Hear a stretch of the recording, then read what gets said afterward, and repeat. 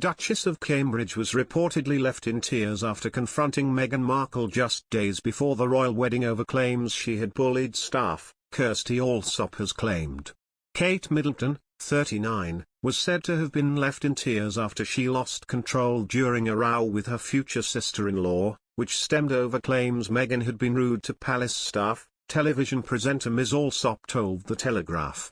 The infamous row, which took place in May 2018, just days before Meghan and Harry's wedding on May 19, was addressed by Meghan, 40, in an interview with Oprah Winfrey earlier this year. Meghan claimed in the interview that she was the one who cried during the argument, which she said was about flower girl dresses, but that Kate had later given her flowers and a note to apologize. She told the American host, a few days before the wedding, she was upset about something pertaining, yes, the issue was correct, about flower girl dresses, and it made me cry, and it really hurt my feelings. But Ms. Allsopp has now said Kate was the one who cried, and claimed the argument was over allegations that Meghan was rude to Kensington Palace staff. Ms. Allsopp, who is a family friend of Camilla, Duchess of Cornwall, told The Telegraph, Kate never ever loses her temper, but she found out Meghan was being rude to staff at Kensington Palace and she was angry with her. Then, Kate burst into tears because she'd lost control and she did take Meghan flowers to try and patch things up. Camilla was a childhood friend of the location presenter's late mother Lady Fiona Hindlip, and is the godmother to her brother Henry. Earlier this week, Meghan's lawyer Jenny Afia addressed claims that she inflicted emotional cruelty on underlings and drove them out. The Schillings lawyer said Meghan absolutely denied bullying staff.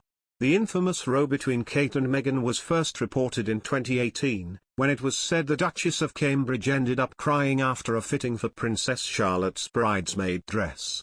At the time, an insider had claimed Kate had only just given birth to Prince Louis and was feeling quite emotional. But Meghan hit back at the claims when speaking to Oprah earlier this year, claiming she was the one who ended up in tears, not Kate. The Duchess of Sussex said, No. The reverse happened. And I don't say that to be disparaging to anyone, because it was a really hard week of the wedding.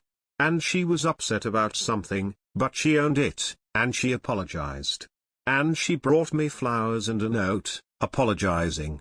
And she did what I would do if I knew that I hurt someone, right, to just take accountability for it.